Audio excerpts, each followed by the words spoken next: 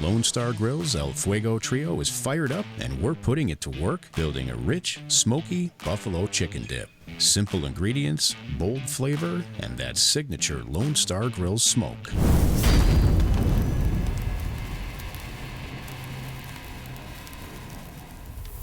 Start off with 1.5 pounds of pulled chicken in a large mixing bowl. We'll be using some leftovers from a chicken we recently made, or you can make fresh. Check our YouTube channel for a full recipe. Add 1 cup of your favorite hot sauce, 8 ounces of softened cream cheese, 1 cup of ranch dressing, 1 teaspoon garlic powder, 1/4 teaspoon celery salt, and 1 cup of shredded cheddar cheese. Mix well to combine, transfer to a 10-inch cast iron skillet, and cover the top with mozzarella and shredded cheddar. And with this all set, it's time for the fun part. Our Lone Star Grillz El Fuego trio is big, bold, and beautiful. Its name stands for Triple Fire Grill because it can cook with charcoal, wood, or pellets. Today, we're using our pellet side and starting out this cook at 225 degrees Fahrenheit. We've also added a chunk of wood to the split basket for a little extra smoke.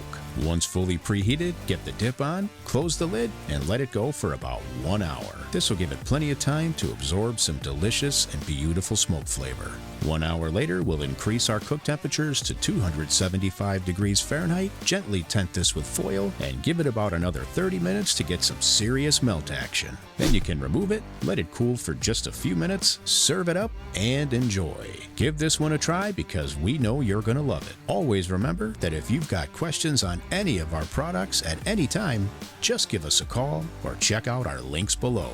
We'll see you on the next one.